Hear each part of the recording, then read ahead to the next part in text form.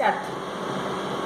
He, his death was recorded before 3,300 years ago. Once his tomb was discovered, nobody knew what had happened to him. But most of them believe that murder is the extreme possibility for his death. Howard Carter is a British archaeologist who discovered the Tut's tomb in 1922. He excavated the Tut's body, and once he excavated, he found a lot many things such as linen undergarments, food, wine, etc. Then he went to investigate the three-nested coffins. Among the first, he found a red shroud decorated with a lot many things.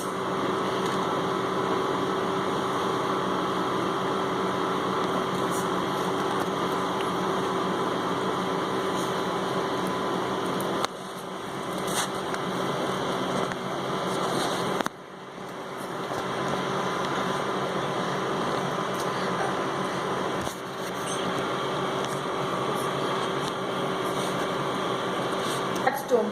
As he moved on to the Tut's tomb, he couldn't remove that Tut from the tomb. It is because the tomb was tightly attached to the cement. So he decided to heat that tomb in 149 degrees Fahrenheit in the blazing sunshine. So then also it couldn't be moved. So he thought that something had to be done. So he thought that something had to be done. Otherwise, the thieves would stole away all the golds in which the Tut was buried. So next comes the anatomy professor Sahi Hawass.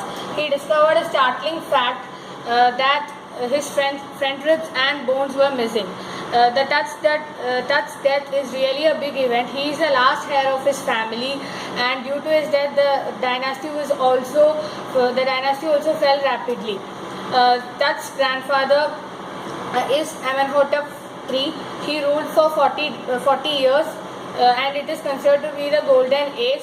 Next comes the Amenhotep IV. He changed his name to Akhenaten and he promoted the worship of sun god. And after that, Menkaure comes. He ruled for some years and then made his exit. And then comes Tut, who ruled for 9 years and then died unexpectedly. He was actually very keen to restore the old ways of his grandfather. The CT scan actually took place during the night, and therefore two men were asked to be there, and the two men were asked to take the Tut's tomb into his box. After 20 minutes later, the two men were asked to bring the plastic fans, but although the plastic fans did not work well because sand went through it, then they ordered for substitute fans, but the substitute fans also worked very well.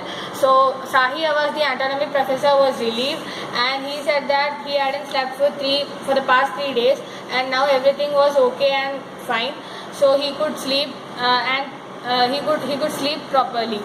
At the end of this chapter,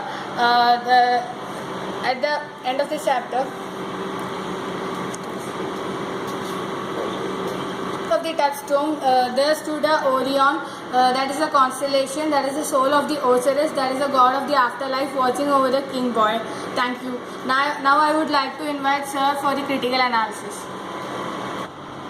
In 1922, when Tut's tomb was discovered, it was not a small time discovery because it revealed the all-time historical chapter, and it revealed the Egyptian pharaoh ruling dynasty and 18th dynasty golden age.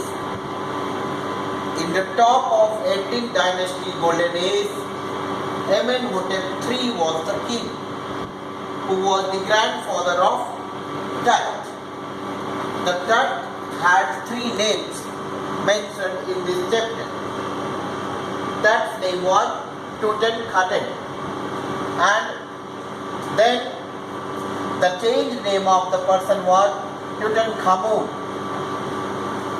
Amun is the major worship god of Egyptian tradition, and Tutankhamun means the living image of Amun. 18th dynasty golden age reopens the Pandora's box of a lot many things, a lot many spiritual faith, belief and lifestyle of the time. The top of the dynasty was Amenhotep III, who ruled for 4 decades, and he was succeeded by Amenhotep IV. Amenhotep IV, here the surprising element and belief and faith comes into foreplay, as Amenhotep changed his own name to Akhenaten. Why he did so? Because he was very much influenced by the sun disk and declared sun as the god, and he declared himself as the Akhenaten, stands for the servant of the Aten, means servant of the sun, worshipper of the sun. And he changed also capital from Thebes to Akhenaten city. And here now Akhenaten city is presently known as Amarna. And this king, Amenhotep IV, changed name Akhenaten, he started attacking Amun temples and smashing that images of the god. Surprisingly, and this behavior was considered as wacky and cynical. Unknowingly, he was having every right to promote his worship of Aten, but he has no right to smashing the temples of Amun that was previously accepted there. It has definitely been a very tough time for them, for the people to adjust. Further going towards the dynasty history, we notice that there was a little known mysterious ruler. Whether he was having his linkage with them, this dynasty or not, this ruler was Menkaure. And finally, the son of Akhenaten came to the crown, and he was known as Tutankhaten. He changed his name to Tutankhamun, and he restored the previous tradition, Tutankhamun, and worship of Amun god. This mummy belongs to this fellow. This mummy is of this fellow, and his small name is Mark-Vierra-Stut. Tut ruled for 9 years and died unexpectedly in his late teens. This mummy of teenage boy revealed a lot many facts. The first fact that critically we can diagnose or we can analyze is Egyptian tradition.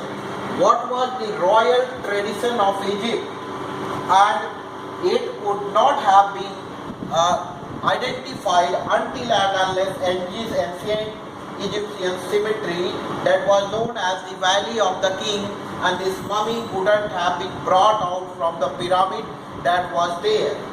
And then a royal tradition of the Egypt was reflected by funerary treasures that King Tut lavished with glittering goods, precious collars, inlaid necklaces, bracelets, rings, amulets, ceremonial apron, sandals, and seals for his fingers and toes, iconic inner coffin and mask, all of pure gold. This was sufficient to indicate how rich that dynasty was. And then furthermore, his coffin was 3 nested. The first part of the coffin was having a garlanded shroud with petals of so many flowers and tree, and then second part was the main body. Burial raisins that were poured on the body of that. It cemented the body to the golden coffin, and that is why it was quite difficult to remove his body from that golden coffin, and that's why his body was put on the sun, in the blazing sun, under the blazing sun. But again, it didn't work. This idea didn't work. They, in order to protect all those jewelry and golden materials from and safeguard it from the thieves, they cut the body of Tut and put into a different box and padded by and undercover sand was there. They put it there. But those jewelry was sufficient enough to declare the richness of fabulously rich kings of Pharaoh in Egypt. Then second part was a murder mystery that died at the age of 19 years. This is sufficient to declare that the man's death was not a natural one. The king's death was not the natural one, and it was not a normal one, since he was the last of his dynasty. And then that is why this murder mystery was intervened by archaeology and technology and medical technology simultaneously. CT scan was done, and then a medical examination on 6 p.m. on January 5, 2005, world's most famous mummy glided head into CT scan, and a young ruler who died more than 3,300 years ago. But in 1962, the dead body of Tut was also X-rayed by an anatomy professor, and who declared that beneath the resin his breastbones and rib was missing, and that was the mystery behind his death. So this possible murder and forensic reconstruction came to the point that definitely Tut didn't die his natural death. Second part, this murder mystery and forensic reconstruction. Then there comes supernatural blind faith. Everybody was afraid about the Pharaoh tradition and the curse of the Pharaoh. They were thinking that this death will, the revealing and distorting the body of a Pharaoh king will definitely lead to the Pharaoh curse. And then each one of them were afraid. Ultimately, towards the end of the chapter, one more tradition came to be known and revealed, that Orion means the constellation, that was considered as the soul of Osiris. And who is Osiris? Osiris is the god of afterlife, means Egyptian strongly believed in life after life, and means for them death is not the eventual end of everything, but there was a possibility of life, and that's why they provide sufficient material, food, and so many things to their and they bury their kings with all the lavish things that he used to utilize in his life. And then thus came the end of the mystery of the young ruler who died more than 3,000 years ago. This point was mentioned, this mystery was mentioned and came to be, murder mystery was revealed in 1968, when it came to the fact came to the point that his breastbones and chest front ribs are missing. Then what are the things that you can say inspire us to study history? Now history is and archaeology is no longer the fact of social sciences only. Rather, technology is intervening a lot. So the amalgamation of technology, medical science, forensic science, and other technical archaeology is also clubbed with technology.